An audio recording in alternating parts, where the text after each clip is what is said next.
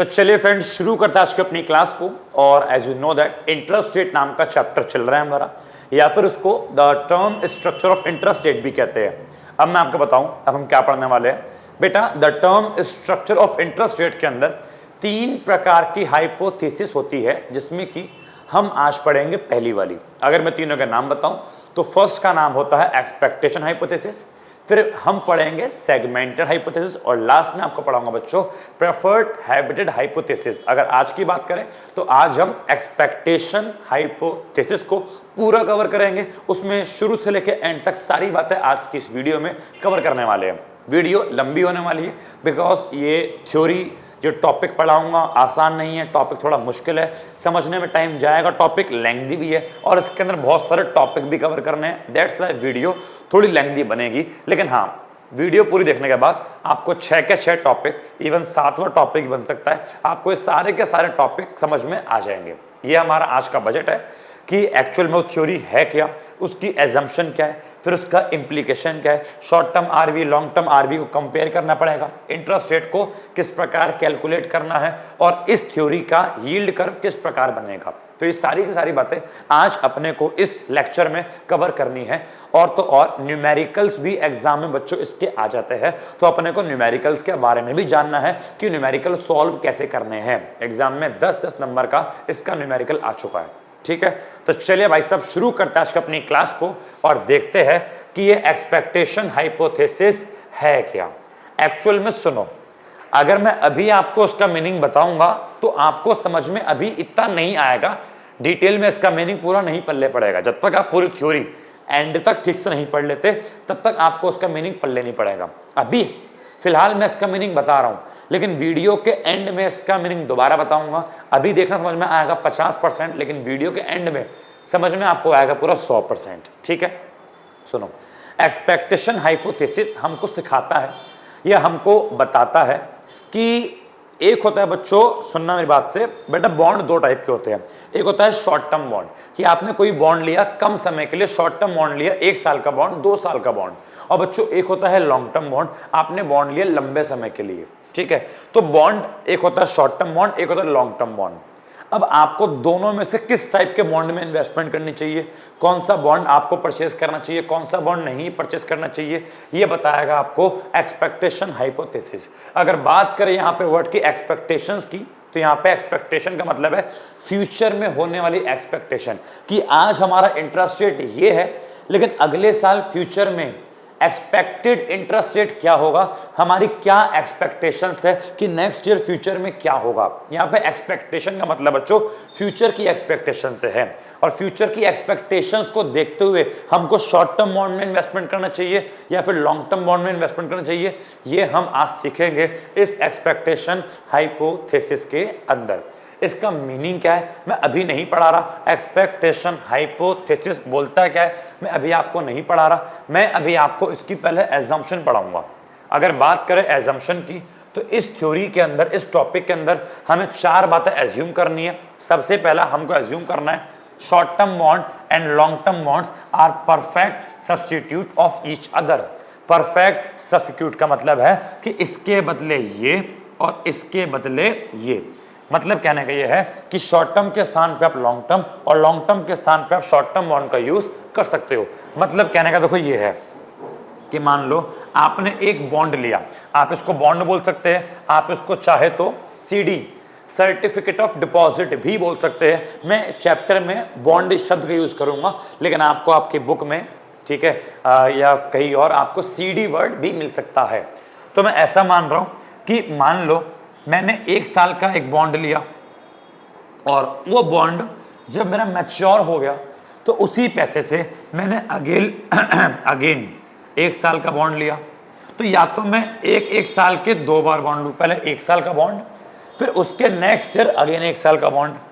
तो ये हो गए मेरे short term bond, short term bond, short term bond. या फिर हो सकता है मैं एक ही बार में 2 साल का, 2 माने 2 साल, मैं एक ही बार में 2 साल का बॉन्ड ले लूं, कि मैंने एक बॉन्ड लिया जो कि 2 साल बाद मैच्योर होगा। तो मतलब कहने का ये है कि शॉर्ट टर्म बॉन्ड और long term bond are perfect substitute का मतलब है कि यहाँ पे जो इन्वेस्टर है वो एक एक साल के दो बॉन्ड की, पहले एक साल का बॉन्ड ले, फिर उसके बाद नेक्स्ट ईयर अगेन एक साल का बॉन्ड ले। तो एक साल के बॉन्ड दो बार ले, पहले एक साल फिर एक साल, उसके 2 साल हो गए, या फिर वो स्टार्टिंग में ही 2 साल का बॉन्ड ले ले।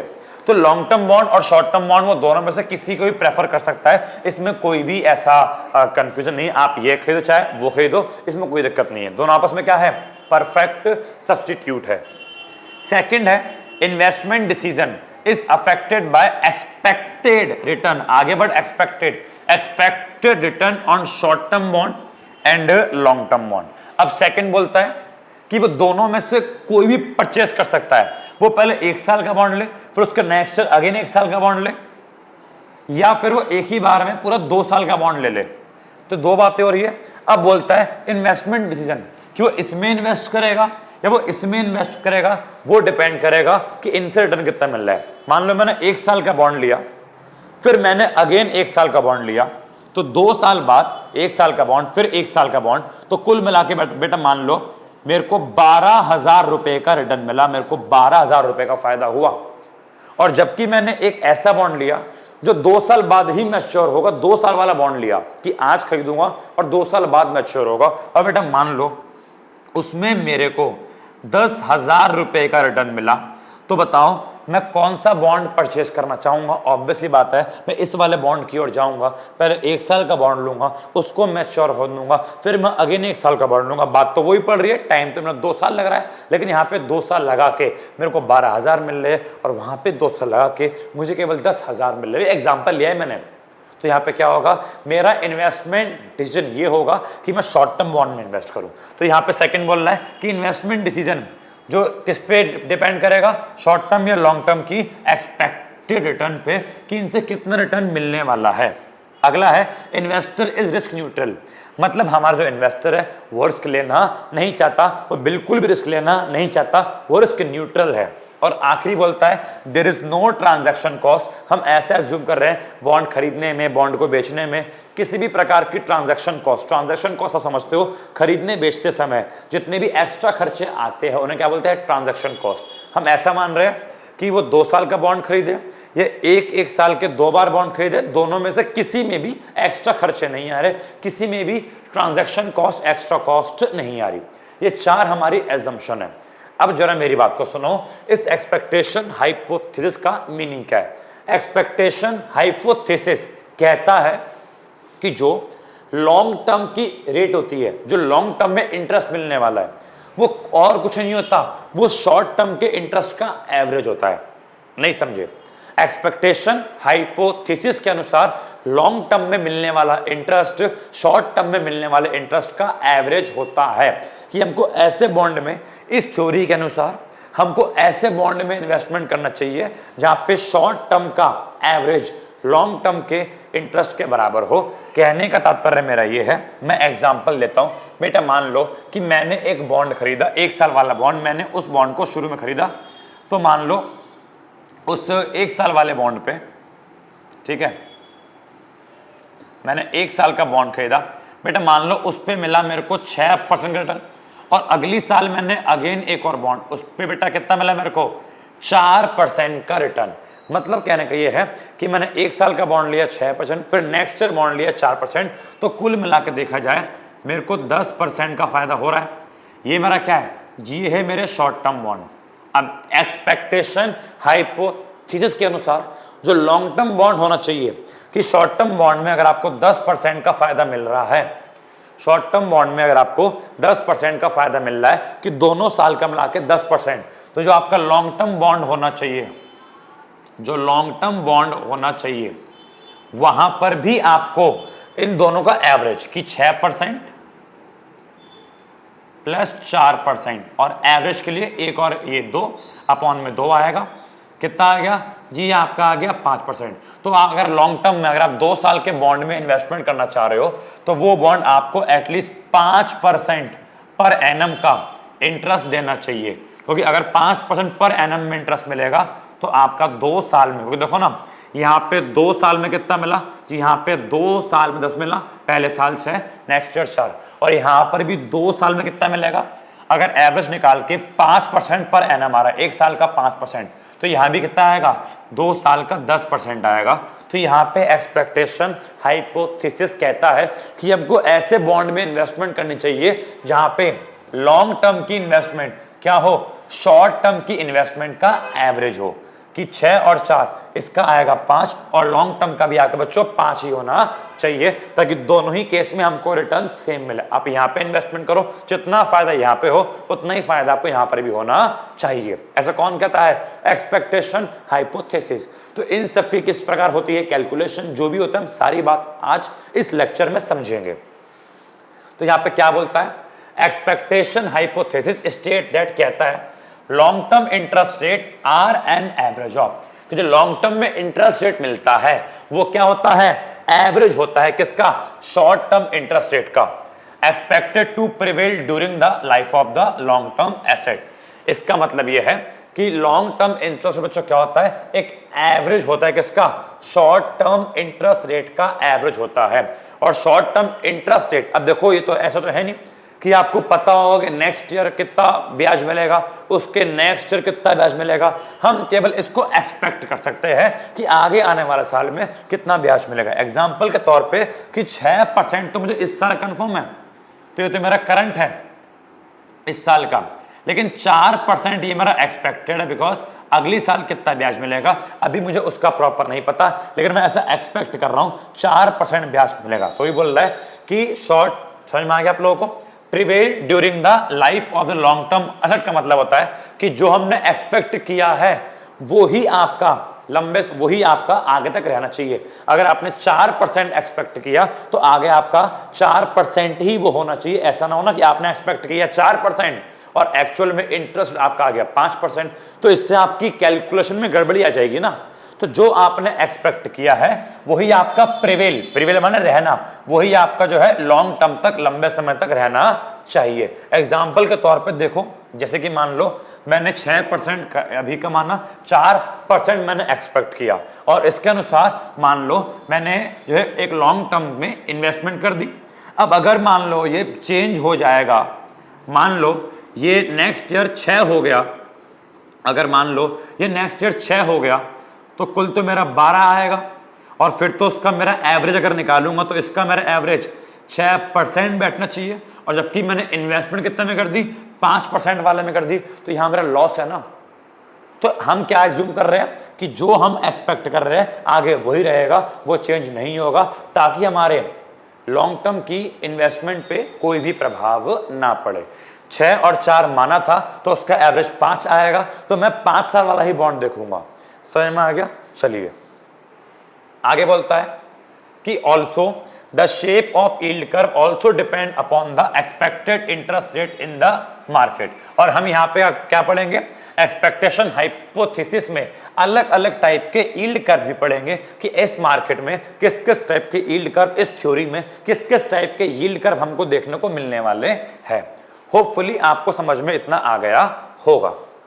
अब जरा मेरी बात को समझो, मैं जो समझाना चाह रहा हूं, अब मैं इस थ्योरी को जो मैंने बोला शॉर्ट, अब देखो अभी आप बस इतना याद रखो, मैं बताऊं आपको मेन चीज आपके लिए इंपॉर्टेंट, बस यहां से यहां तक है, यहां से कि ये यहां से यहां तक आपके लिए बस यहां से यहां तक इंपॉर्टेंट है। अभी बस इतना याद रखो कि एक्सपेक्टेशन हाइपोथेसिस कहता है जो लॉन्ग टर्म इंटरेस्ट होता है वो क्या होता है, एवरेज होता है शॉर्ट टर्म इंटरेस्ट रेट का। इसके आगे जो पढ़ा समझ में आया तो ठीक, नहीं आया तो उसको इग्नोर मार दो, बिकॉज इससे कंफ्यूज मत हो। इंपॉर्टेंट ये है, बताओ एक्सपेक्टेशन हाइपोथेसिस क्या कहता है, ये कहता है जो लॉन्ग टर्म का इंटरेस्ट रेट होगा वो क्या होगा, शॉर्ट टर्म के इंटरेस्ट रेट का एवरेज होगा। बस इतना याद रखो। चलो अब इन सब की कैलकुलेशन कैसे होती है, क्या होता है, तो आइए हम एक काम करते हैं, पहले अलग से शॉर्ट टर्म बॉन्ड को पढ़ते हैं और अलग से लॉन्ग टर्म बॉन्ड को पढ़ते हैं, फिर शॉर्ट टर्म और लॉन्ग टर्म बॉन्ड को आपस में कंपेयर करेंगे और फिर चलेगा पता हमें कौन सा बॉन्ड खरीदना चाहिए और कौन सा बॉन्ड नहीं खरीदना चाहिए। तो अब क्या पढ़ेंगे, अब शॉर्ट टर्म बॉन्ड को अलग पढ़ेंगे और लॉन्ग टर्म बॉन्ड को अलग पढ़ेंगे, देन उनको आपस में अपन लोग क्या करेंगे, उनको आपस में अपन लोग कंपेयर करेंगे। ठीक है, अब जरा समझो, यहां बोलता है the investor are concern about the expected return. Investor चिंतित होता है कि भाई फ्यूचर में क्या रिटर्न रहेगी। द थ्योरी एज्यूम करती है short term and long term bonds are perfect substitute. हमने पढ़ लिया कि दोनों एक दूसरे के स्थान पर यूज किए जा सकते हैं in order to attract them to invest for long term. अब देखो, एक कंपनी हमेशा ये चाहेगी कि सामने वाला बंदा मेरे पास लॉन्ग टर्म की इन्वेस्टमेंट करे, लंबे समय के लिए पैसा दे। ऑब्वियस ही बात है, जब सामने वाला कंपनी को लंबे समय के लिए पैसा देगा तो कंपनी के पास पैसा लंबे समय के लिए होगा और कंपनी उसको और अच्छी ग्रोथ में लगा सकती है। तो एक कंपनी में चाहती है कि सामने वाला मेरे पास अगर इन्वेस्टमेंट करे तो लॉन्ग टर्म के लिए इन्वेस्टमेंट करे।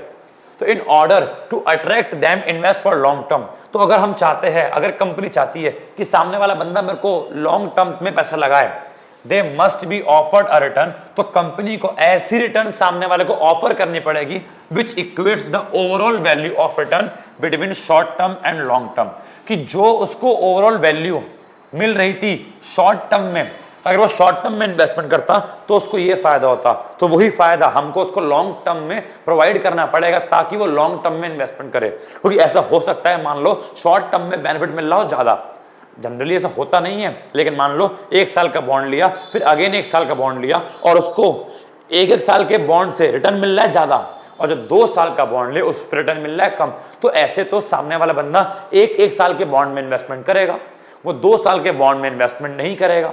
मेरी बात पल्ले पड़ रही है?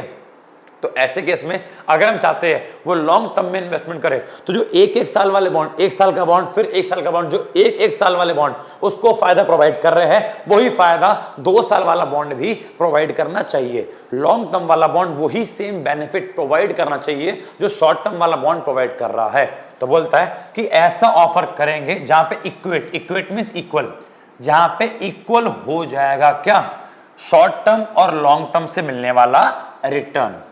अब एग्जांपल इसका लेते हैं। अब एग्जांपल पहले पढ़ते हैं शॉर्ट टर्म के बारे में कि शॉर्ट टर्म बॉन्ड की या शॉर्ट टर्म बॉन्ड पे हम इंटरेस्ट की किस प्रकार कैलकुलेशन करेंगे, उसके बाद लॉन्ग टर्म पे आएंगे और शॉर्ट टर्म और लॉन्ग टर्म को फिर आपस में कंपेयर करेंगे। अभी आप बस ये समझ लो कि हम ये सीख रहे हैं कि हमें इन्वेस्टमेंट शॉर्ट टर्म बॉन्ड में करनी चाहिए या लॉन्ग टर्म बॉन्ड में करनी चाहिए। ठीक है, ओके। अब जरा समझो, एग्जाम्पल के तौर पर सपोज आपके पास 1000 रुपए इन्वेस्टमेंट करने के लिए और आपके पास 2 साल का टाइम है, आप 2 ईयर टाइम, 2 साल का टाइम में आप इन्वेस्टमेंट करना चाहते हो। अगर बात करें प्रेजेंट की, तो प्रेजेंट में इस साल का इंटरेस्ट रेट बेटा मान लो 6% है, लेकिन अगली साल का हमको पता नहीं है, तो हमने एज्यूम कर लिया कि आफ्टर 1 ईयर, 1 साल बाद का इंटरेस्ट रेट बच्चों होगा ER1। क्या होगा?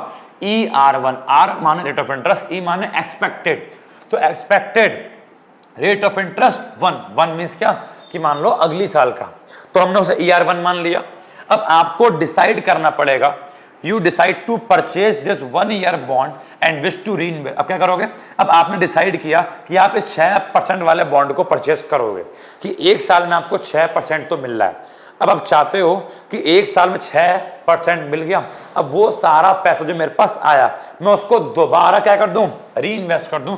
लेकिन जब आप अगेन री इन्वेस्ट करने जाओगे तो आप देखोगे ना कि जब मैं दोबारा री इन्वेस्ट कर रहा हूं तो अब रिटर्न कितनी मिल रही है?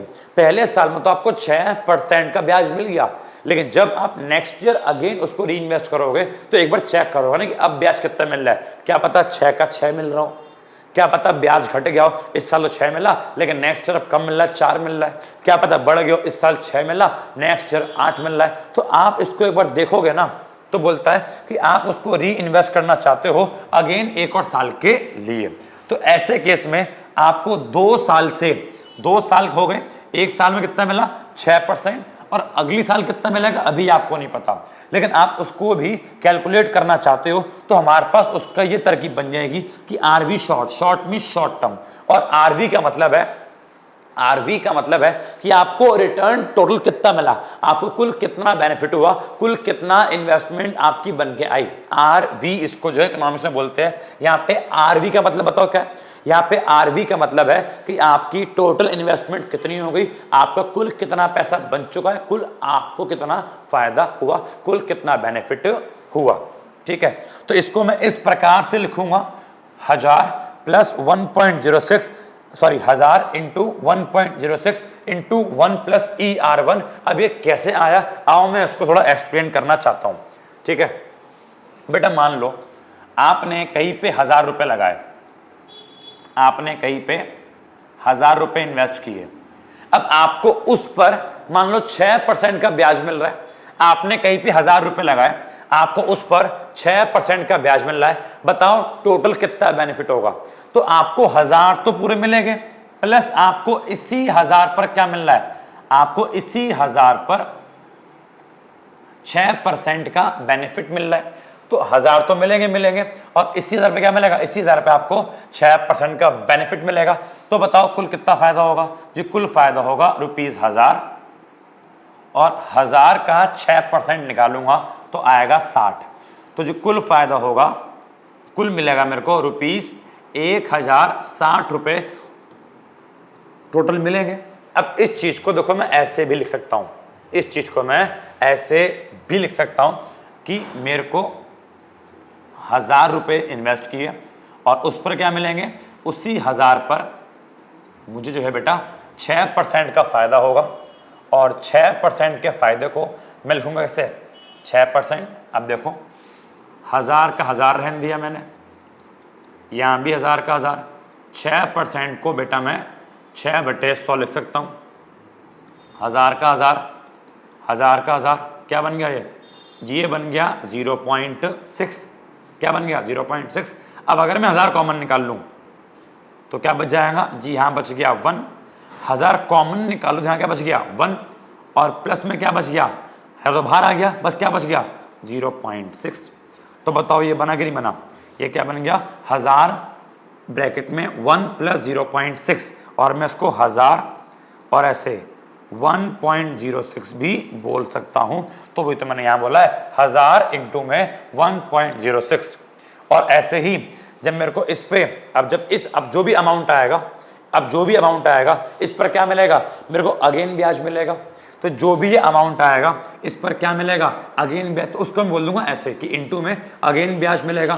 तो 1 प्लस ER1। ER1 माने क्या कि 1 प्लस ER1 माने क्या, एक्सपेक्टेड रेट। ठीक है, और 1 लिख दी होगी, आगे बढ़ेगा तो ER2, आगे और बढ़ेगा तो ER3। तो अभी मैंने ER1 लिखा, ठीक है, आगे बढ़ेगा ER2, आगे बढ़ेगा और ER3। तो ये आपको कुछ इस प्रकार का बन जाएगा। हमेशा आपको 1 में प्लस करके लिखना है, हमेशा आपको बच्चों 1 में प्लस करके ही लिखना होता है। लॉजिक आपको मैंने बता दिया। तो अगर मैं शॉर्ट टर्म का निकालूं कि शॉर्ट टर्म में मैंने पैसा इन्वेस्ट किया, फिर जो पैसा आया उसको मैंने अगेन री इन्वेस्ट किया, तो मुझे इतना बेनिफिट मिलेगा 1000, 1.06 और 1 प्लस ER1। ER1 क्यों लिखा, बिकॉज अभी हमको पता नहीं है कितनी अगले साल होगी। लेकिन अब मेरी बात सुनो, मैंने सोचा, मैंने कुछ एज्यूम किया कि मान लो expected annual interest rate to be 4% after 1 year, कि अगली साल ना 4% होगा। इट मीन्स इस साल तो मेरे को 6% मिल रहा है, लेकिन नेक्स्ट ईयर कितना मिलेगा 4%। तो अगर मेरे को कैलकुलेशन करनी है कि भाई कुल कितना फायदा होगा, तो बताओ मैं निकालता हूं RV और यहां लिखा मैंने क्या, शॉर्ट। तो RV short is equal to 1000 था, उस 1000 पे कितना मिला 1.06। अब कितना मिल रहा है जी, अब मिल रहा है 4% और, तो इस पे कितना मिलेगा 4% और, तो इंटू में क्या जाएगा 1 प्लस 4%। देखो 1 प्लस ER1, अब ER1 कितना है ये 4%, और 4% को बच्चों 0.04 भी बोल सकते हैं। 4% को 0.04 भी बोल सकते हैं। अब 0.4 मत बोलना, 0.4 का मतलब 40% होता है। 4% को 0.04 बोल सकते हैं। तो यहां पे क्या आएगा 1 प्लस 0.04। अब मैं सॉल्व करता हूं उसको, 1000 का 1000, 1.06 इंटू 1.04। अब जरा उसको सॉल्व करता हूं और बताता हूं कि भैया मैंने 1000 रुपए इन्वेस्ट किए, उस पर मिला पहले 6% का ब्याज, फिर जितना भी अमाउंट आ गया उसको री इन्वेस्ट किया और उस पर मिला मेरे को 4% का ब्याज, तो कुल कितना मिला। तो यहां पे आएगा 1000 इंटू 1.06 इंटू 1.04।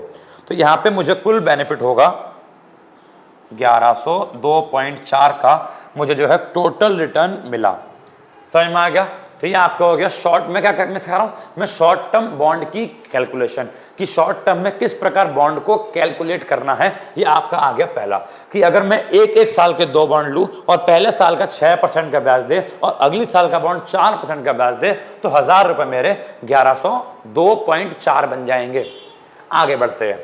अब मान रहा हूं कि expected annual rate to be 6% after 1 year, कि अभी कितना मिल रहा है 6% और 1 ईयर 1 साल बाद भी कितना मिलेगा 6%। इसका मतलब ये हो गया कि इस साल भी 6% और 1 साल बाद भी 6%। तो निकालते हैं आरवी शॉर्ट। आरवी शॉर्ट माने क्या, वही शॉर्ट टर्म में इसका आरवी निकालते हैं, टोटल इन्वेस्टमेंट पे मिलने वाला फायदा निकालते हैं। तो देखो 1000 रुपए तो थे, फर्स्ट ईयर कितना मिला, फर्स्ट ईयर मिला 1.06 बन जाएगा और फिर अगेन कितना मिला 6%, मतलब वही 1 + 6% मतलब क्या 0.6, 1000 का 1000 रहेगा 1.06 और यहां भी 1.06। सॉल्व करते हैं तो एक साल 6%, उसके नेक्स्ट ईयर 6%, तो कुल मिला के जो मेरे को बेनिफिट मिलेगा 1000 इंटू 1.06 इंटू 1.06, तो यहां बच्चों मुझे मिलेगा, ये बन जाएगा 1123.6। कितना बन जाएगा ये 1123.6। तो ये हो गया आपका इस साल भी 6, नेक्स्ट साल भी 6। अब बात करते हैं 8% की। आगे निकालते हैं आरवी फॉर शॉर्ट टर्म। 1000 रुपए थे, फर्स्ट ईयर कितना मिला 6%, तो 1.06। अब नेक्स्ट ईयर मिल रहा है 8%, ज्यादा मिल रहा है इस साल से, तो 1 + 0.8, सॉरी 0.8 नहीं, मैंने यहां पे थोड़ा गलत लिख दिया, सही लिखा, सॉरी 0.8 नहीं 0.08 है ना, 0.08। तो कितना बन जाएगा आपका ये 1000 का 1000, 1.06 और 1.08। देखते हैं कि यहाँ पे कितना मुझे बेनिफिट मिला। तो यहाँ पे अगर मैं निकालूं तो यहाँ मिलेगा 1000 इंटू 1.06 इंटू 1.08, तो ये मेरा बन गया बच्चों 1144.8। तो यहाँ पे आपको समझ में आ गया कि शॉर्ट टर्म में अगर बॉन्ड के ऊपर कैलकुलेशन करनी है तो किस प्रकार शॉर्ट टर्म में बॉन्ड के ऊपर कैलकुलेशन किया जाएगा। यहाँ पे अगेन क्या हो रहा है, 1 साल का बॉन्ड लिया, पहले मैंने पैसा इन्वेस्ट किया 1 साल के बॉन्ड में, उसके बाद वो मैच्योर हो गया और जितना भी सारा पैसा आया उस पैसे को मैंने अगेन री इन्वेस्ट कर दिया। तो इस प्रकार से शॉर्ट टर्म बॉन्ड की कैलकुलेशन की जाएगी। अब एक बार देखते हैं लॉन्ग टर्म बॉन्ड की कैलकुलेशन कैसे होती है और फिर शॉर्ट टर्म बॉन्ड और लॉन्ग टर्म बॉन्ड को आपस में कंपेयर करेंगे। हमें परचेज कौन सा करना चाहिए एक्सपेक्टेशंस के अनुसार कि फ्यूचर में ये सब क्या है। अगर देखा जाए तो ये क्या है, ये एक्सपेक्टेड तो है कि फ्यूचर में इतना हो जाएगा, फ्यूचर में इतना हो जाएगा, ठीक है, फ्यूचर में इतना हो जाएगा, ये सब क्या है, क्या हो रहा है, ये सब आपके एक्सपेक्टेड तो है कि फ्यूचर में कितना कितना हो जाएगा। तो ये क्या है आपके वही तो बोल रहे हैं कि एक्सपेक्टेशन के बेस पे शॉर्ट टर्म में इन्वेस्ट करो या लॉन्ग टर्म में इन्वेस्ट करो, उसको सीखने वाले हैं। तो ये तो हो गया शॉर्ट टर्म की कैलकुलेशन, ठीक है। अब यहां पे लिखा है the company also wishes to raise funds. मान लो कंपनी है, अब कंपनी ऑल्सो विशेस, जो कंपनी थी मान लो ये पैसा कंपनी ने मंगाया है, ये पैसा बड़ा मान लो किसने मंगाया है, कंपनी ने मंगाया शॉर्ट टर्म बॉन्ड के लिए। हम किसी कंपनी में जो है शॉर्ट टर्म बॉन्ड में इन्वेस्ट कर रहे हैं, एक साल के बॉन्ड खरीद रहे हैं। अब बोलता है कि मान लो कंपनी चाहती है वो पैसा उठाए और इस बार लॉन्ग टर्म में पैसा उठाए और कंपनी प्लान कर रही है कि वो 2 ईयर 2 साल की मैच्योरिटी का बॉन्ड इशू करे जिसकी फेस वैल्यू 1000 रुपए का बॉन्ड इशू करे। और वो 1000 रुपए का बॉन्ड अब 1 साल में नहीं होगा, अब वो 1000 रुपए का बॉन्ड बच्चों 2 साल बाद मैच्योर होगा। आपने कोई बॉन्ड लिया, अब वो 1000 रुपए का बॉन्ड एक बार में नहीं, वो 1000 रुपए का बॉन्ड 2 साल बाद मैच्योर होगा। बात समझ में आ रही है। तो एट गिवन 2 ईयर, अब यहां पे क्या है, रेट R2 है। अब यहां पे मैंने ER2 क्यों लिखा, यहां पे मैंने ER2 इसलिए लिखा क्योंकि मैं 2 साल का जब बॉन्ड खरीद रहा हूं तो मुझे पता है रेट कितनी है। मैं इसको आगे री इन्वेस्ट थोड़ी कर रहा हूं। 1 साल का बॉन्ड लिया, उसको अगेन मैंने री इन्वेस्ट किया, तो अगले साल की मेरे को रेट कंफर्म नहीं है तो वो एक्सपेक्टेड है। लेकिन मैंने इस साल बॉन्ड लिया, उसको री इन्वेस्ट थोड़ी कर रहा हूं, वो तो मैंने स्टार्टिंग से ही 2 साल का बॉन्ड लिया है, तो उसकी 2 साल की रेट तो मुझे पता ही है कि इस साल भी रेट ये रहेगी और नेक्स्ट ईयर भी रेट वो रहेगी।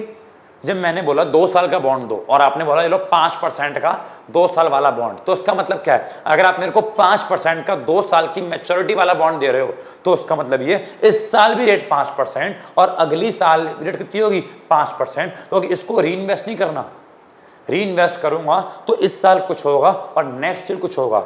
एक ही बार में मैंने इन्वेस्टमेंट करी है, इसको 2 साल के लिए कर दी, तो इस साल भी 5% और अगली साल भी 5%, बिकॉज मैंने 5% वाला बॉन्ड लिया। तो यहाँ पे एक्सपेक्टेड की बात नहीं हो रही, समझ में आ रहा है? तो यहाँ पे सिर्फ R2 लिखा है मैंने। तो investment will yield a total revenue of, तो अगर मान लो 1000 रुपए का मैंने कोई बॉन्ड लिया और उस पर निकालनी है 2 साल की मैच्योरिटी वाला बॉन्ड है, तो किस प्रकार कैलकुलेशन की जाएगी जरा समझने का प्रयास करो। तो जरा समझो, 1000 रुपए का बच्चों को बॉन्ड है और मैं ऐसा मान रहा हूं कि अभी R2 मुझे पता नहीं है, तो यहां पे क्या आएगा? 1 + R2। R2 माने क्या कि कितना मेरे को रेट मिलेगा। अब ये 2 साल की मैच्योरिटी वाला है तो बच्चों उसके ऊपर आएगा स्क्वायर। ये 3 साल की मैच्योरिटी वाला होता तो इसके ऊपर आता क्यूब। ये 4 साल की मैच्योरिटी वाला होता तो इसके ऊपर आती पावर 4। तो लॉन्ग टर्म बॉन्ड की कैलकुलेशन कुछ इस प्रकार की जाती है। अगर आपको नहीं समझ में आया मैंने स्क्वायर क्यों लगाया, तो आप जरा इस चीज को यहां पे समझो, आप जरा इस चीज को यहां पे समझने का प्रयास करो। मान लो 2 साल वाला बॉन्ड लिया मैंने 1000 रुपए उसमें लगाए, ठीक है, और पहली साल में कितना मिलेगा? 5%, तो 1 + 0.05 बन जाएगा। और अगली साल भी तो 5% मिलेगा, क्योंकि वो तो स्टार्टिंग से ही 5% वाला बॉन्ड 2 साल के लिए, तो पहले साल भी 5 मिलेगा और नेक्स्ट ईयर भी 5 मिलेगा। वो 2 साल बाद मैच्योर होगा तो 5 और 5 ही मिलेगा। वो 3 साल का बॉन्ड होता, 5% वाला बॉन्ड। मैंने बोला कि मैंने आपको 5% वाला बॉन्ड इशू किया और 3 साल का इशू किया। इसका मतलब क्या? फर्स्ट ईयर भी 5%, सेकेंड ईयर भी 5 और थर्ड ईयर भी 5। यहाँ पे चेंज नहीं होगा, ठीक है। तो जब पहली साल, ये मान लो फर्स्ट ईयर है, तो पहली साल कितना मिलेगा? 5% और नेक्स्ट ईयर कितना मिलेगा? 5 मिलेगा। तो वही तो बन जाएगा 1 + 0.05 तो बन गया, क्योंकि नेक्स्ट ईयर भी सेकंड ईयर भी कितना मिलेगा? सेकंड ईयर भी आपको 5 मिलेगा। अब जरा इतनी मैथ तो आती होगी, 1000 का 1000 रहने दो, ये दोनों सेम, ये भी सेम तो है। तो क्या मैं इसको ऐसे लिख दूं 1 + 0.05, क्या मैं इसके ऊपर स्क्वायर लिख दूं? सेम तो है, कोई दिक्कत नहीं है। तो बस वही तो मैं कहना चाह रहा हूं कि यहाँ पे 2 साल का बॉन्ड था, मैंने स्क्वायर लगा दिया। मान लो 3 साल का होता तो 3 साल, थर्ड ईयर कितने मिलते? 5%, तो 1 + 0.05, थर्ड ईयर भी 5%। तो यहाँ पे क्या था? यहाँ पे क्यों आता? क्या आपको मेरी बात पल्ले पड़ रही है? यस, आपको मेरी बात होपफुली अच्छे से पल्ले पड़ रही होगी। मैं आपको क्या समझाना चाह रहा हूँ, ठीक है। तो यहाँ पे आ गया मेरा 1 + R2 के ऊपर स्क्वायर। इस स्क्वायर का मतलब ये है कि यहाँ पे 2 साल का बॉन्ड है। अब रेट कुछ भी हो, रेट मान लो कितनी थी, अगर मान लो 5% का मिल रहा है तो क्या बन जाएगा? अगर यहाँ पे मैं एग्जाम्पल के तौर पे लिखूं, बस वैसे लिखता हूं मैं, यहाँ पे मैं एग्जाम्पल के तौर पे लिखूं कि मान लो 5% वाला बॉन्ड है, 5% वाला बॉन्ड है जिसकी 2 ईयर की बच्चों क्या है? मैच्योरिटी है। तो जरा बताओ, अगर मैं इसके अकॉर्डिंग निकालूं कितना बनेगा, तो कितना बनेगा?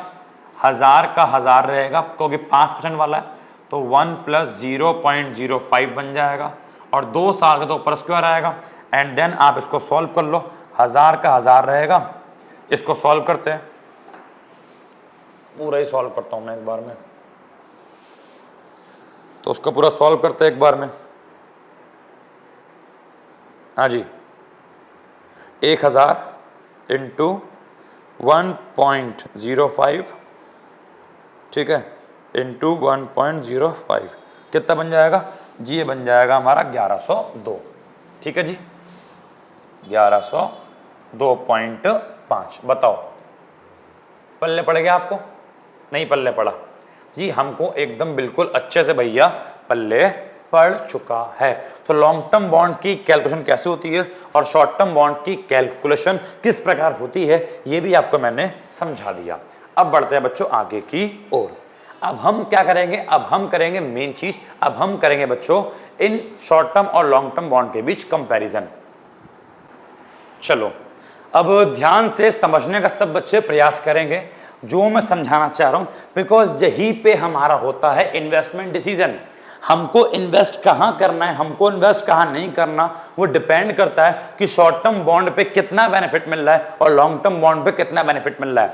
अगर एक साल के दो शॉर्ट टर्म बॉन्ड, पहले 1 साल का बॉन्ड, फिर अगेन 1 साल का बॉन्ड, 2 साल ये हो गए, और एक पूरा 2 साल का बॉन्ड, समझ में आ रहा है। तो अब एक साल के दो बॉन्ड, पहले 1 साल का बॉन्ड, फिर उसको इन्वेस्ट किया, अगेन 1 साल 2 साल लिए, और एक पूरा स्टार्टिंग से ही 2 साल का बॉन्ड एक बार इन्वेस्टमेंट किया, वो 2 साल बाद मैच्योर होगा। अब ये बेनिफिट देगा ज्यादा या ये बेनिफिट देगा ज्यादा, तो इन्हीं को आपस में कंपेयर करते हैं। तो पहला कहता है आरवी शॉर्ट, अगर शॉर्ट टर्म में मिलने वाला फायदा, अगर मैं चाहूं तो न्यूमेरिकली मैं इसको ऐसे भी लिख सकता हूं कि मान लो आपने 1000 रुपए इन्वेस्टमेंट किए, शॉर्ट टर्म की बात कर रहा हूं, मान लो पहली साल कितना मिला आपको जी, पहली साल आपको हमने एज्यूम क्या किया था जी, हमने एज्यूम किया था कि पहली साल हमको कितना मिला जी, हमको मिला 6%, तो कितना बन जाएगा ये 1.06। और अगली साल शॉर्ट टर्म की बात हो रही है, अगली साल हमको पता नहीं है, तो मान लो मैंने बोला 1 + ER1, तो ये मेरी क्या आ गई, ये मेरी आ गई शॉर्ट टर्म की इन्वेस्टमेंट। ये मेरा क्या आ गया प्रिंसिपल अमाउंट, ये मेरा फर्स्ट ईयर का इंटरेस्ट, और सेकंड ईयर का मान लो मैंने 4 भी हो सकता है कुछ भी, लेकिन मान लो लिखा नहीं मैंने कुछ भी कि सेकंड का एक्सपेक्टेड कुछ भी हो सकता है। चलो अब बात करता हूँ लॉन्ग टर्म बॉन्ड की। यहाँ पे क्या आएगा, 1000 रुपए का बॉन्ड है और लॉन्ग टर्म 2 साल के, देखो फर्स्ट ईयर ये, तो यहाँ भी बात करूँगा 2 साल की, और यहाँ भी रिटर्न रेट मुझे पता नहीं है। मान लो मैंने बोला 1 + R1, 1 + R1, या मान लो R2 बोल दिया, क्योंकि R1 आप पे यहाँ चल रहा है, या मान लो मैंने R2 बोल दिया, ठीक है, आप R1 बोल लो, कुछ कोई दिक्कत नहीं है। मान लो मैंने R2 बोल दिया, बिकॉज आपके बुक में R2 लिखा है, ठीक है, क्योंकि यहाँ पे चल रहा ना आपका R1 चल रहा है, तो यहाँ पे मैंने ले लिया R1, यहाँ लूंगा मैं R2। 1000 + 1000 × 1 + और 2 साल लॉन्ग टर्म बॉन्ड है, तो पर स्क्वायर आ जाएगा।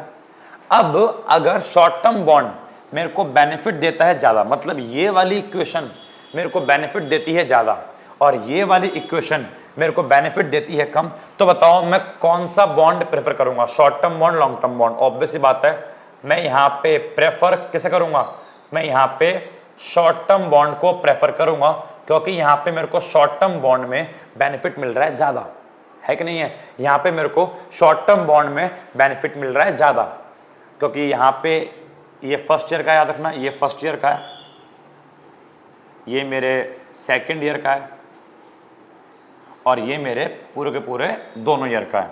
तो यहाँ पे मेरे को मिल रहा है बेनिफिट ज्यादा और यहाँ मेरे को मिल रहा है बेनिफिट कम। तो मैं एक साल के 2 बॉन्ड खरीदना चाहूंगा, मैं 2 साल के एक बॉन्ड में इन्वेस्टमेंट नहीं करूंगा, मैं एक साल के 2 बॉन्ड में इन्वेस्टमेंट करूंगा। लेकिन मान लो अगर आपका आरवी शॉर्ट और आरवी लॉन्ग सेम है, इट मीन्स आप एक साल के 2 बॉन्ड लो, एक साल के आप 2 बॉन्ड लो, उतना ही बेनिफिट मिल रहा है, या फिर आप 2 साल का एक बॉन्ड लो, उतना ही बेनिफिट मिल रहा है। मतलब कि 1000 1.06 6% स्टार्टिंग का, और नेक्स्ट ईयर का पता नहीं है, तो हम वही मैंने बोल दिया ER1, जितना बेनिफिट यहां से मिला उतना ही 1000 और 1 + R2 2 साल का, तो उसके ऊपर स्क्वायर, मतलब जितना बेनिफिट लॉन्ग टर्म के अंदर मिल रहा है उतना ही बेनिफिट इक्वल टू बोल दिया शॉर्ट टर्म के अंदर मिल रहा है।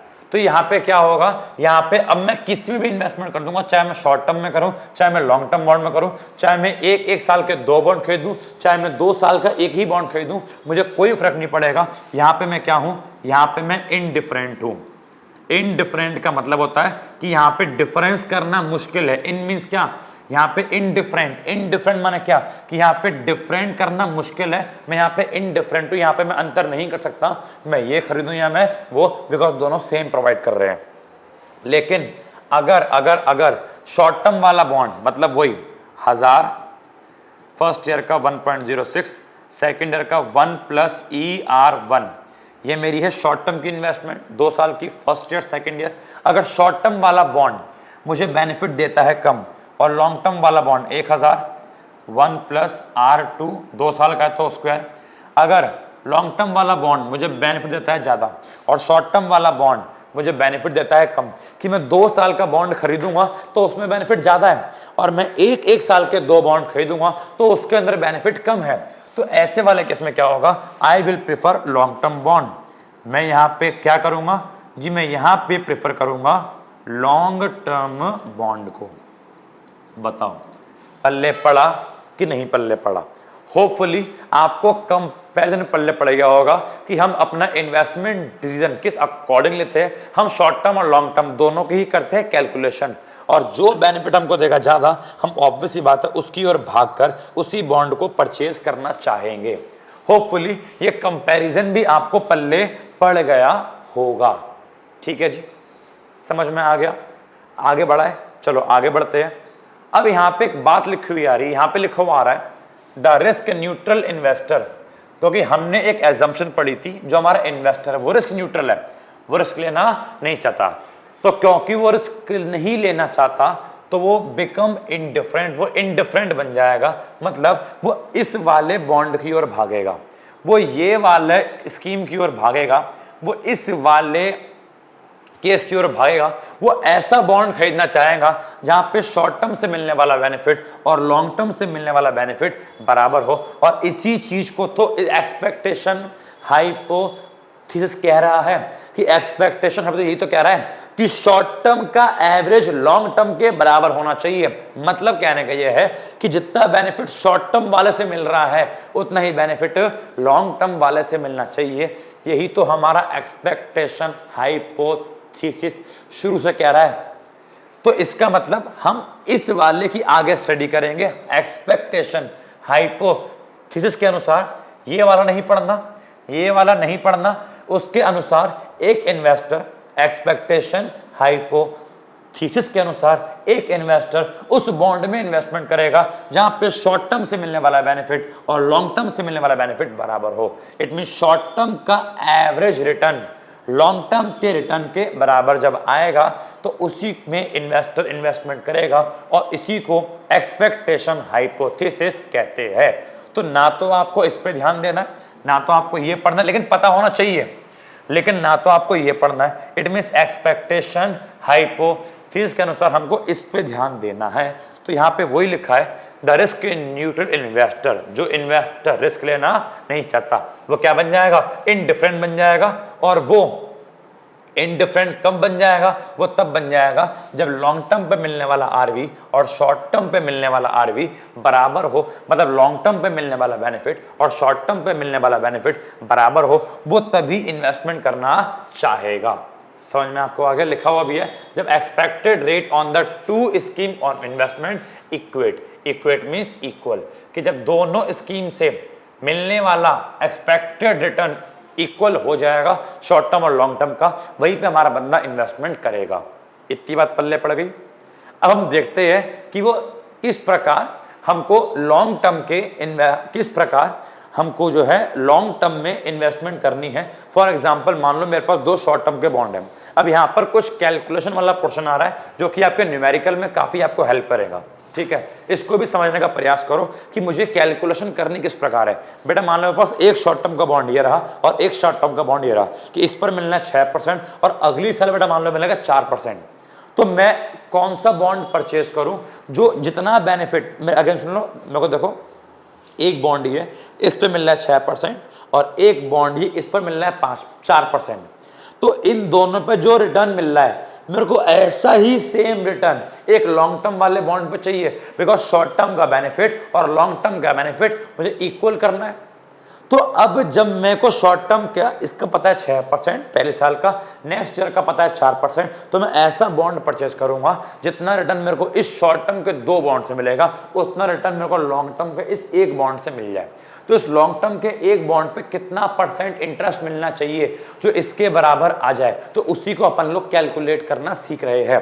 तो एग्जांपल के तौर पे यहाँ पे लिखा हुआ है expectation about short term rate determine the long term rate, कि अगर आपको शॉर्ट टर्म रेट की पता है एक्सपेक्टेशन फ्यूचर में क्या होगा, तो आप इससे लॉन्ग टर्म रेट को डिटरमाइन कर सकते हो। तो यहाँ पे हम क्या मानेंगे, यहाँ पे हम वही मानेंगे कि आरवी शॉर्ट, कि शॉर्ट टर्म का बेनिफिट बच्चों क्या होगा, आरवी लॉन्ग, लॉन्ग टर्म के बेनिफिट के बराबर होगा। और मैं क्या मान रहा हूं, मैं वही मान रहा हूं अपना एग्जांपल कि पहले साल की रेट 6% है और आगे वाले की हमको पता है, इस बार हमको पता है। तो क्या बन जाएगा जी, यहां बन जाएगा शॉर्ट टर्म का 1000 रुपए का प्रिंसिपल, पहले साल होगा 1.06 और अगली साल क्या होगा 1 प्लस ER1।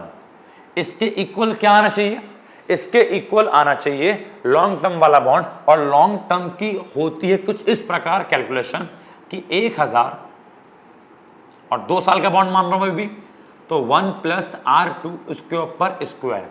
तो अब इसी क्वेश्चन के अंदर मेरे को बार बार वैल्यू पुट करनी है। अब इसी क्वेश्चन के अंदर बच्चों मुझे क्या करना है, इसी क्वेश्चन में मुझे बार बार वैल्यू को पुट करना है। अभी देखो समझ में सब आएगा आपको। अगर आपको लेक्चर में थोड़ी कंफ्यूजन हो रही है तो प्लीज वीडियो को आराम से देखो, उसको बार बार देखो। मैं सारे के सारे कॉन्सेप्ट एकदम अच्छे से करवा रहा हूँ क्लियर। रुक रुक के देखो, आराम आराम से देखो, लेकिन समझ के देखो, ठीक है। अब जरा समझने का प्रयास करो।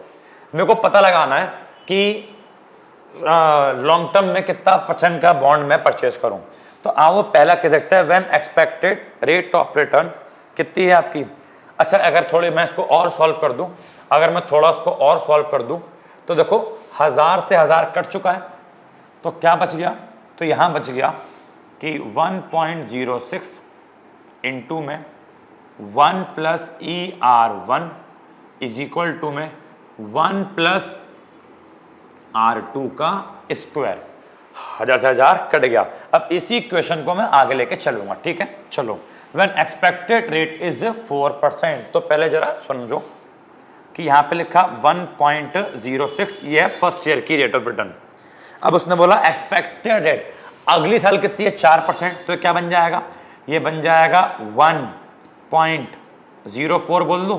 अगर थोड़ी बहुत मैथमेटिक्स आती हो तो 1.04 बन जाएगा। भैया कैसे बन गया बताओ, अरे देखो भाई, ये 1.04 कुछ ऐसे बन गया कि 1 तो रखना ही है प्लस ER1। अब ER1 कितनी है, एक्सपेक्टेड कितनी है 4%, तो कितना बन जाएगा 1 प्लस 0.04 बन जाएगा, ये तो बन जाएगा इज इक्वल टू में 1 प्लस R2 का स्क्वायर। R2 मुझे करना है कैलकुलेट, इसी को मुझे करना है क्या कैलकुलेट, कि लॉन्ग टर्म पे कितना मैं ढूंढूं। मतलब कहने का ये है कि आप खुद देखो कि पहले साल का चल गया पता 6%, नेक्स्ट ईयर का चल गया पता 4%, तो पहले साल का बॉन्ड दे रहा है 6%, नेक्स्ट ईयर का बॉन्ड दे रहा है 4%। अब इनसे जो रिटर्न मिलेगा उतना ही बेनिफिट मुझे चाहिए लॉन्ग टर्म बॉन्ड से। तो लॉन्ग टर्म बॉन्ड कितने % वाला खरीदूं कि मेरे को शॉर्ट टर्म बॉन्ड के बराबर बेनिफिट मिले, तो लॉन्ग टर्म बॉन्ड की परसेंटेज निकाल ले कि कितने % वाला लॉन्ग टर्म बॉन्ड खरीदूं। तो ऐसे रहेगा। अब इसको मेरे को सॉल्व करना है, मेरे को R2 की वैल्यू को बच्चों निकालना है, और इसके लिए अपने फोन का अपने को प्रयोग करना पड़ेगा। तो चलिए करते हैं फोन का प्रयोग। 1.06 इंटू 1.04। इससे पहले मेरे को जो है इसको लिखना प्रॉपर लिखना पड़ेगा, प्रॉपर कुछ इस प्रकार 1.06 into 1.04 is equal to 1 plus R2 का स्क्वायर। इसको मैं सॉल्व करूंगा, यह आएगा 1.1024 और ये बनेगा 1 प्लस R2 का स्क्वायर। स्क्वायर आएगा इस साइड, क्या बन जाएगा, ये बन जाएगा स्क्वायर रूट 1.1024 और यहाँ क्या बचेगा, यहाँ बचेगा 1 प्लस R2। इतनी मैथ तो आपको आती ही होगी। अब मैं इसको स्क्वायर रूट से बाहर निकालता हूँ, तो अगर मैं इसको स्क्वायर रूट से बाहर निकालूंगा तो यहाँ पे मेरा आएगा 1.0499 इज इक्वल टू में 1 प्लस R2। मैं इसको यहाँ पे सॉल्व करता हूँ, 1 आएगा साइड माइनस तो 1.0499 में से अगर मैं माइनस कर दूं, 1 इस साइड आएगा -1, तो क्या बचेगा, R2 बचेगा। इसमें से गए तो क्या बच गया, 0.499 क्या बच गया, R2। और 0.499 को मैं अगर अप्रॉक्स निकालूं तो 0.499 को मैं अप्रॉक्स 0.04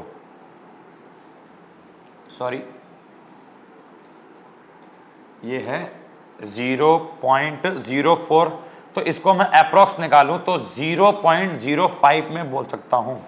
इसको अगर मैं अप्रॉक्स निकालूं क्या बन जाएगा, देखो ना 0.499, तो उसको मैं 0.05 बोल सकता हूं। ये आपका आ गया R2, और 0.05 का बच्चों मतलब होता है 5%, और ये क्या आ गया आपका, ये आपका आ गया R2। तो इसका मतलब ये है कि अगर आप चाहते हो कि मेरे को शॉर्ट टर्म बॉन्ड के बराबर फायदा मिले, तो अगर मैं एक 6% का बॉन्ड खरीदता हूं और उसके बाद अगर मैं 4% का बॉन्ड खरीदता हूं, तो जितना बेनिफिट 6% के बॉन्ड से फिर उसके बाद 4% के बॉन्ड से मिलेगा, उतना ही बेनिफिट मेरे को 5% के एक लॉन्ग टर्म बॉन्ड से मिलेगा। तो अगर मेरे को लॉन्ग टर्म में इन्वेस्टमेंट करनी है जहां पे 6 और 4 दोनों का ही बेनिफिट मिले, तो मेरे को 5% वाला लॉन्ग टर्म बॉन्ड खरीदना पड़ेगा। और स्टार्टिंग से एक्सपेक्टेशन हाइपोथेसिस यही तो कह रही है, स्टार्टिंग से यही तो मैं आपको सिखा रहा हूं कि अगर आपको याद हो तो यहां पे लिखा था कितना मैंने, 4%। वही तो आपको बताना चाह रहा हूं कि अगर आपने एक 6% का बॉन्ड लिया, फिर नेक्स्ट ईयर एक 4% का बॉन्ड लिया, तो आप लॉन्ग टर्म का जो बॉन्ड लोगे उससे 5% का बेनिफिट मिलना चाहिए, तभी दोनों का बेनिफिट बराबर होगा 6%। क्योंकि मैंने क्या बोला स्टार्टिंग से ही कि शॉर्ट टर्म के इंटरेस्ट का क्या निकाल लो, एवरेज निकाल लो, आपको लॉन्ग टर्म का बेनिफिट मिल जाएगा।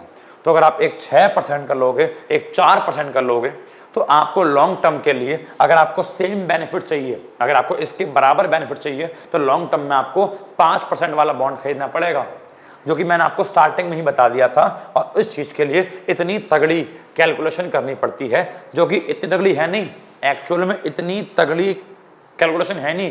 क्योंकि इसको अगर आसानी से अगर थोड़ा दिमाग हो तो आप देखो, अगर मैं 6 और 4 को जोड़ के उनका एवरेज निकाल लूं, तो 6 और 4 10, और 10/2 कितना आएगा, 5। तो ऐसे ही 5 आ गया, लेकिन आपको पेपर में पूरा करके दिखाना पड़ेगा। माइंड में तो कर लोगे, 6 और 4 को जोड़ा कितना आ गया, 6 और 4 को जोड़ा ये आ गया हमारा 10, 10/2 ये 5 आ गया। तो ऐसे भी 5 निकल सकता है, लेकिन आपको ऐसे नहीं करना, आपको पूरा सॉल्व करना है।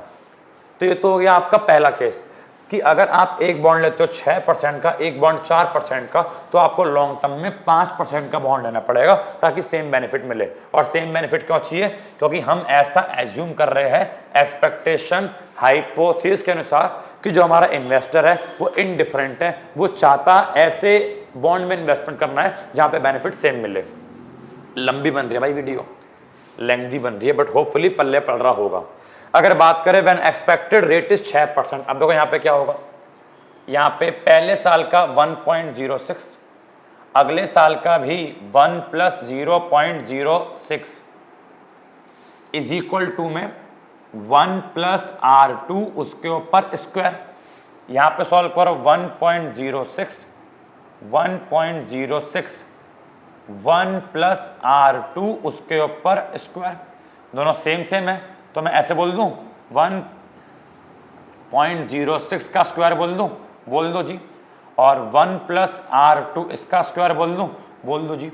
स्क्वायर से स्क्वायर कट गया, तो क्या बच गया 1.06 और 1 + R2, 1 आएगा माइनस में, तो 1.06 में से माइनस हुआ 1, क्या बच गया, R2 बच गया। और आप देखो उसमें गया ये, तो क्या बचेगा 0.06 बराबर R2, और 0.06 का मतलब क्या हो गया जी, 6% बराबर R2। तो देखो आ गया जी आपका कि अगर आप एक बॉन्ड लेते हो 6% का, फिर नेक्स्ट ईयर भी आपने बॉन्ड लिया 6% का, तो अगर आप 6% और नेक्स्ट ईयर भी 6% इनका एवरेज निकालोगे, तो 12%/2 कितना आ गया, 6%। तो आपको लॉन्ग टर्म में 6% वाले बॉन्ड में इन्वेस्टमेंट करना चाहिए। और देखो लॉन्ग टर्म की इंटरेस्ट रेट भी 6% ही आ रही है, समझ में आपको आ गया। और आखिरी वाले केस पे आते हैं, व्हेन एक्सपेक्टेड रेट इज 8%। अच्छा चलो इसको शॉर्टकट से करते हैं। पहले साल का 6%, पहले साल का 6%, दूसरी साल का 8%।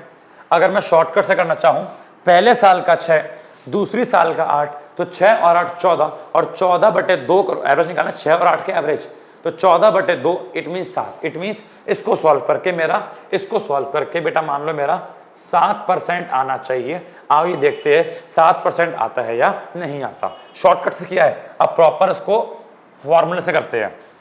चलो 1.06 फर्स्ट ईयर का और 1 + 0.07 सेकेंड ईयर का, और यहाँ पे 1 + R2 उसके ऊपर स्क्वायर। इसको सॉल्व करूंगा 1.06, 1.07, 1 + R2 उसके ऊपर स्क्वायर। आइए इनकी मल्टीप्लाई करते हैं। 1.06 इंटू 1.07, ये आ गया जी 1.1342, और 1 + R2 का स्क्वायर। स्क्वायर यहाँ पे रूट बन जाएगा, तो क्या बन गया, रूट में 1.1342 और 1 + R2। अब इसको रूट से बाहर निकालेंगे, तो रूट से बाहर निकाल के यह आएगा रूट से 1.1342। एक मिनट, मैंने शायद कुछ मल्टीप्लाई गलत कर दी। हाँ मल्टीप्लाई मैंने, देखो ना यहाँ पे गड़बड़ी हो गई ना, यहाँ पे 07 नहीं, यहाँ पे 08 आएगा, सॉरी। नेक्स्ट ईयर का आपका बच्चों 8% है, सॉरी। हाँ भाई 1.0808। अब इनकी मल्टीप्लाई करते हैं ना, तो 1.06 इंटू 1.08, ये आएगा आपका 1.1448। तो इसको रूट में डालूंगा 1.1448। चलो इसको रूट से बाहर निकालते हैं, तो ये आएगा आपका 1.0699, और यहाँ आपका बच गया 1 + R2, ये आएगा माइनस में, तो 1.0699 में से गया -1 R2। सॉल्व करो 0.699 R2। अब 0.699 को देखा जाए तो मैं, अगर मैं इसका अप्रॉक्स बोल लूँ तो इसको अप्रॉक्स में 0.7 बोल सकता हूँ ना, 0.699 0.7 बोल दूंगा R2। और 0.7 का मतलब क्या होता है, 7% बराबर R2। देखो 7% आया कि नहीं आया, आ गया जी 7% जो हमने किया था। तो शॉर्टकट से भी वही आया, लेकिन आपको पेपर में ऐसे करना पड़ेगा। बताओ पल्ले पड़ गया। तो इसका मतलब ये हो गया कि अगर आपको लॉन्ग टर्म बॉन्ड में इन्वेस्टमेंट करना है तो शॉर्ट टर्म बॉन्ड का एवरेज ही आपका होना चाहिए। शॉर्ट टर्म बॉन्ड के एक्सपेक्टेशन के बेस पे ही आप लॉन्ग टर्म बॉन्ड में, आप लॉन्ग टर्म बॉन्ड का रिटर्न, उसका इंटरेस्ट निकाल सकते हो। होपफुली ये आपको पल्ले पड़ गया हो कि किस प्रकार कैलकुलेशन करते हैं। अगेन बोल रहा हूं, एक्सपेक्टेशन हाइपोथेसिस के अनुसार लॉन्ग टर्म से मिलने वाला रिटर्न और शॉर्ट टर्म से मिलने वाला रिटर्न सेम, बट यही चीज जो लिखा है RV long is equal to RV short, but यही चीज क्या है, यही चीज हमारी मेन क्या है, एक्सपेक्टेशन हाइपोथेसिस। यही हमारी जो मैंने आपको पूरा पढ़ाया, बस इस चीज को समझाने के लिए पढ़ाया कि आरवी लॉन्ग और आरवी शॉर्ट इक्वल होगा, वही हमारी क्या है, एक्सपेक्टेशन हाइपोथेसिस। और इसकी कैलकुलेशन, लॉन्ग टर्म की इंटरेस्ट की कैलकुलेशन किस प्रकार करते हैं हमने वो भी सीख ली। अब हम एक बार देख लेते हैं लास्ट चीज, लास्ट टॉपिक आज की क्लास का, क्योंकि वीडियो लेंथी बन रही है और मेरे को उसमें एक टॉपिक और करवाना और न्यूमेरिकल भी करवाना है। तो इसका एक पार्ट और बनेगा जहां पे मैं इसका एक टॉपिक और कराऊंगा और उसके न्यूमेरिकल्स भी कराऊंगा। आज की क्लास में हम इसका लास्ट टॉपिक, इसके कर्व कवर करते हैं, ठीक है। चलो, रेट एक्सपेक्टेड टू फॉल, अगर रेट घटने वाली है कि हम ऐसा एक्सपेक्ट कर रहे हैं कि फॉर एग्जांपल, वही वाला एग्जांपल कि पहले साल की रेट बढ़ कितनी है, मान लो जी पहले साल की रेट है 6%, तो यहां पे पॉइंट आपका आ जाएगा। अब मान लो अगले साल में हम ऐसा एक्सपेक्ट कर रहे हैं, रेट घट गई, साल तो बढ़ गया, मैच्योरिटी तो बढ़ गई, लेकिन बॉन्ड घट गया और बॉन्ड जो है 4%। देखो पहला केस वही वाला, हमने क्या एक्सपेक्ट किया कि पहले साल की 6% है और नेक्स्ट ईयर की 4, तो पहले साल की 6, नेक्स्ट ईयर की 4, तो सेकेंड ईयर में कितनी मिलेगी 4, तो सेकेंड ईयर में कितनी मिलेगी 4, तो सेकेंड का 4, ये वाला पॉइंट आ गया। और आप अगर इन दोनों को मिलाओगे तो यहाँ पे हमारा जो यील्ड कर्व है, यील्ड कर्व वो डाउनवर्ड स्लोपिंग बनेगा, क्योंकि हमारी एक्सपेक्टेशन क्या है कि फ्यूचर में इंटरेस्ट रेट हमारा घटेगा, तो नेक्स्ट ईयर तो बढ़ेगा, इंटरेस्ट रेट घटेगा, तो कुछ इस प्रकार का हमारा क्या बनेगा, यील्ड कर्व बनेगा।